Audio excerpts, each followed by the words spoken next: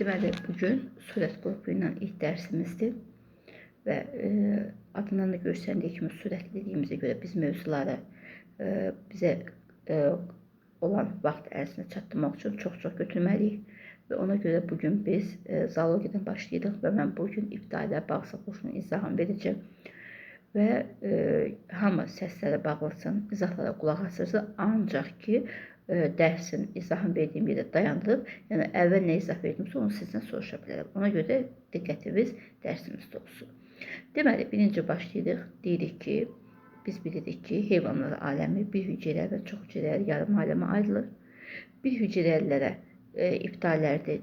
İbtidailərin əslində 5 tipi var. Ancaq biz 3 tipi ilə tanış oluruq. Sarkomasporlar tipi, sporlar tipi və infozorlar tipi. Çünki bizim kitablarımızda 3'ü verilibdir.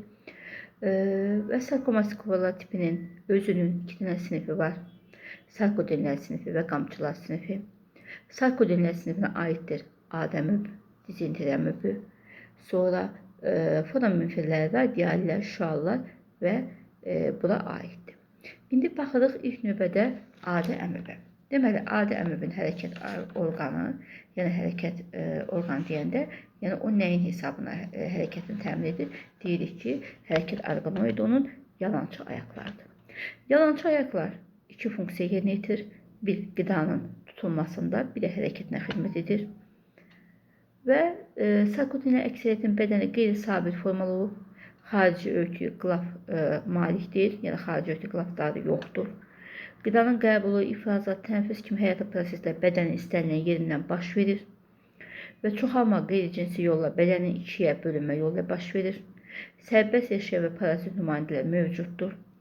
İndi adi əmöb üzərində danışaq. Əmöb sözü Yunanca dəyişkən deməkdir.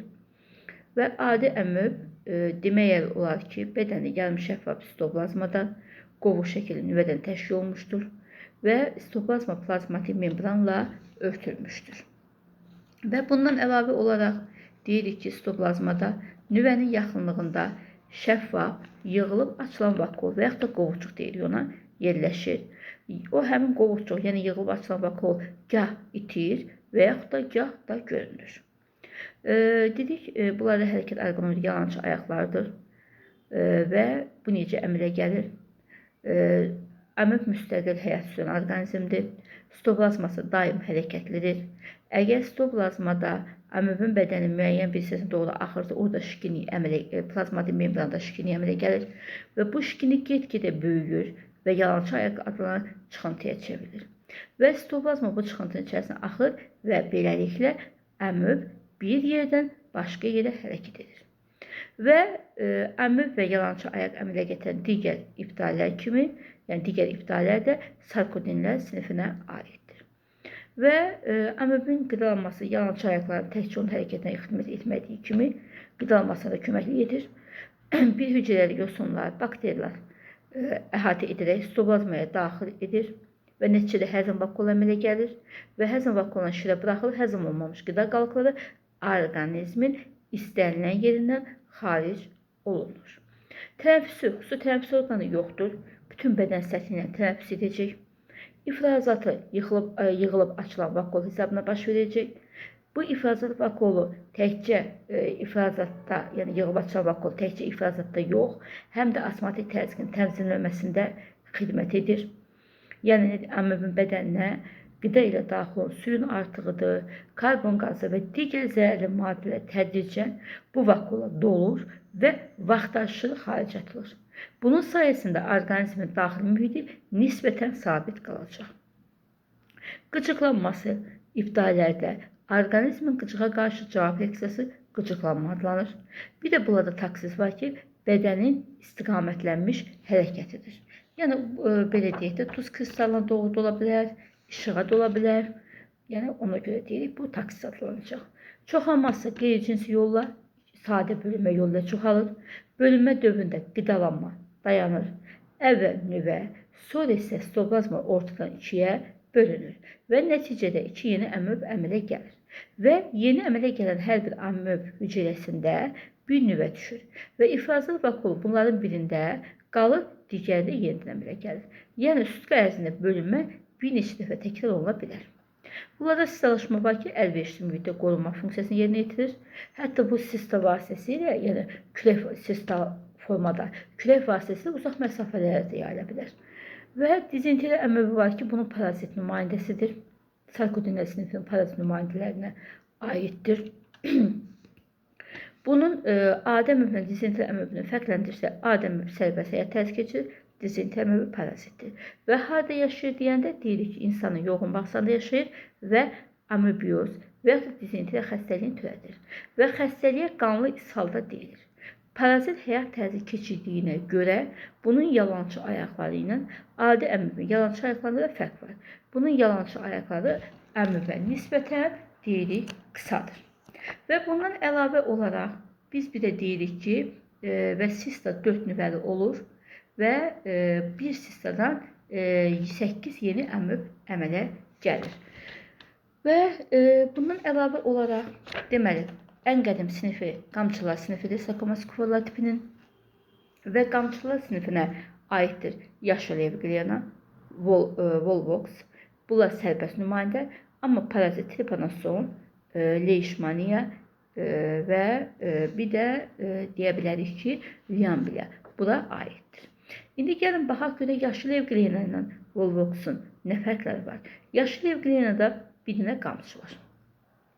Ancaq deyirik ki, Volvox'da bədən, yəni bu orqanizm 1000 hücrədən təşkil olmuşdur və hər bir hücrəsi də armud şəkilli olub və deyirik ki, 2 qamçılıdır.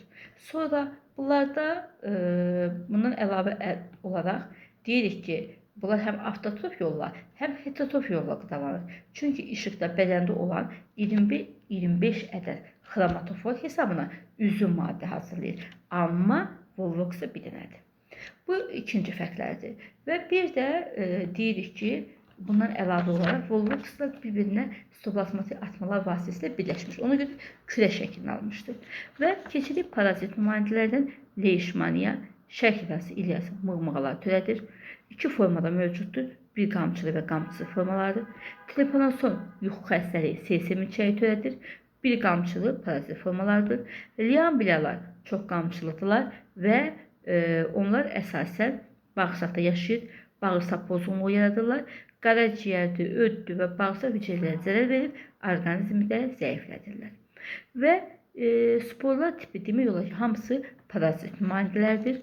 Sonra infuzorlar, deməli və yaxud da biz deyirik ki, burada kirpiklər tipi, yəni kirpikli infuzorlar və yaxud da kirpiklər tipində özünün sinif olaraq deyirik kirpikli infuzorlar sinifidir və orada infuzor tərliyi aiddir. Çünki bizə desələr infuzor tərliyi hansı tipə aiddir, deyirsən infuzorlar tipinə və yaxşı hansı sinifə aiddir, deyəcəyik ki, kirpikli infuzorlar sinifinə aiddir. Və bir də bundan əlavə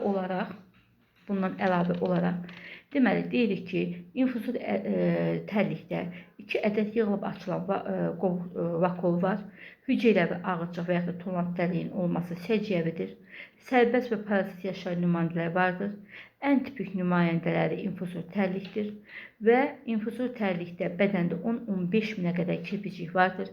Əsasən də kirpiklər ağız ətrafında çoxdur. Çünki o su cəryanı yaradaraq qidanın ağız ötürülməsinə köməklik edir. Və bir də yadımızda saxlayırıq ki, hüceyrəvi ağırcıqdan sonra udlaq yaxud nofça deyirik. Ondan sonra ağırcığa yaxın tolant dəliyi yerləşir və bədən üzərində kirpiklər arasında çoxlu miqdarda qısa çöpcüklər vardır. Və bunlarda 2 nüvə var, böyük nüvə, kiçik nüvə. Deməli, böyük nüvə vegetativ dadlanır, kiçik nüvə generativ dadlanır. Və böyük nüvə həyati proseslər, maddə mübadiləsidir, qidalanmadır, ifrazatdır, tənəffüsdür. Amma kiçik nüvə isə ancaq və ancaq çoxalmada iştirak edir. Və bir də deyirik ki, bunlarda 2 cür çoxalma mövcuddur. Yəni çoxalmanın 2 cür forması var. Cinsi və qeyri-cinsi çoxalma. Qeyri-cinsi çoxalma zamanı bədən enli istiqaməti 2 yerə bölünür və 2 yeni infuzor tərliyi əmələ gəlir. 24 saat ərzində bir dəfə bölünür və bir dəfədə də 2 dənə infuzor tərliyi əmələ gəlir və bu proses zamanı 2 tərlik ağırcıq olan tərəfdən bir-birinə yapışır və aralarındakı qılaf əriyir və sitoplazmanın qismən bir-birinə qarışır və iri nüvə dağılır. Kiçik nüvə isə bir neçə dəfə bölünür və nəticədə hər fərqli 2 ədəd cinsiyyət nüvəsi yaranır və hər hüceyrədə nüvələrdən biri hərəkətli olub infuzu təlliyə keçir və onun hərəkətsiz nüvəsi ilə birləşir. Və bundan sonra hüceyrə bir-birinə ayrılır və yenidən qeyri-cinsi çoxalma prosesi baş verir. Amma cinsi proses zamanı konjugasiya adlanır. Burada fərd sayı dəyişmir. Həyat üçün bircə dözümlü forma yaranır. Yəni say necədirsə, elə də qalacaq. Bircə dənə dözümlülük yaranacaq bunlarda. Və bu da iptalinə aid olduğunu görə bunlar da orqanizmin qıcığa qarşı cavab reaksiyası qıcıqlanma adlanacaq. Və indi bundan sonra keçirik bağırsaq boşluqlar tipinə. Deməli, bağırsaq boşluqlar tipində bunlar oturaq həyat tərzi keçirirlər. Şualı simetri mövcuddur. 2 rüşiyem qatına ibarətdir. Ektoderma və endoderma. Və indi gəlin baxaq görək ki, ektoya nələr aiddir, endoya nələr aiddir. Deməli, ekto, yəni bir var xarici qat, bir var daxili qat. Xarici qat hüceyrələri hansılara aiddir? Deyirik, dəri əzələdir, sinirdir, aralıqdır, dalayıcıdır və cinsiyyət hüceyrələridir. Amma endo qata, yəni daxili qatın hüceyrələrinə isə deyəcək aiddir qamçılı həzm hüceyrələri.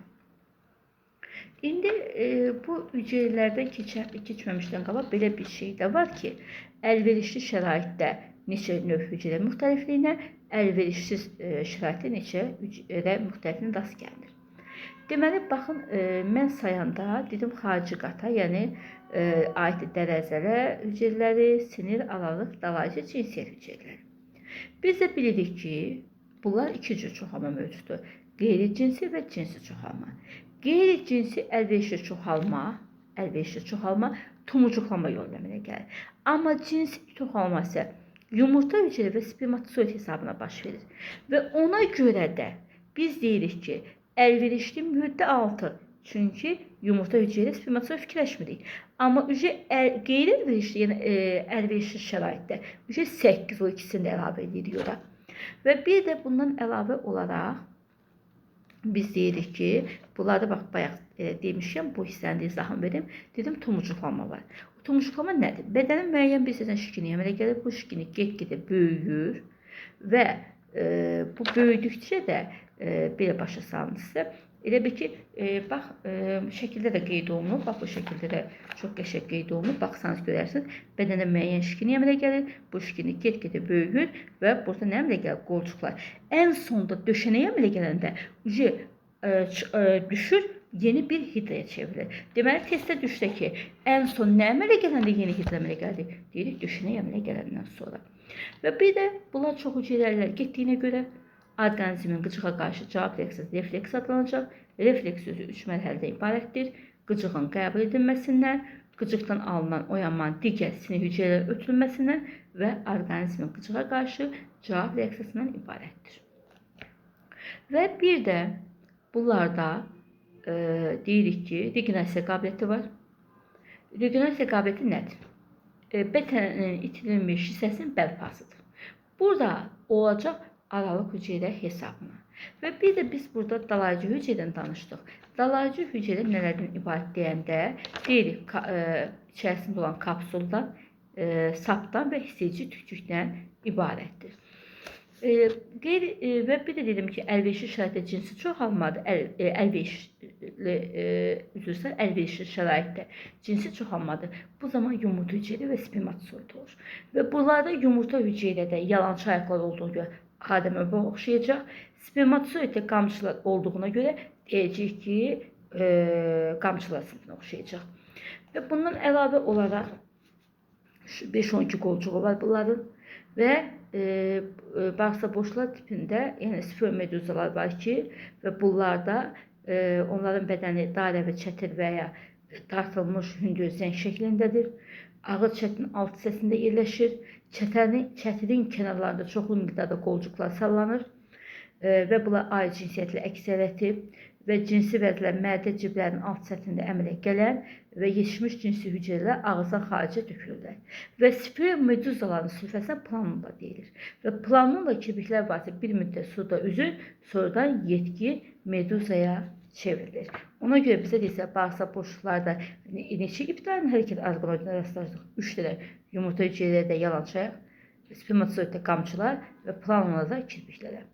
Və stavromeduza suyun dibində yaşayan nümayəndədir, üzə bilmir və sperm meduzalardan Laplema, qulaqlı meduz yeyilən nümayəndələrdir və mərcan poliplərinin bəzi nümayəndələri tək, aktin tək bəzən xərçəngə molluskasının çanağı ilə simbioz yaradır.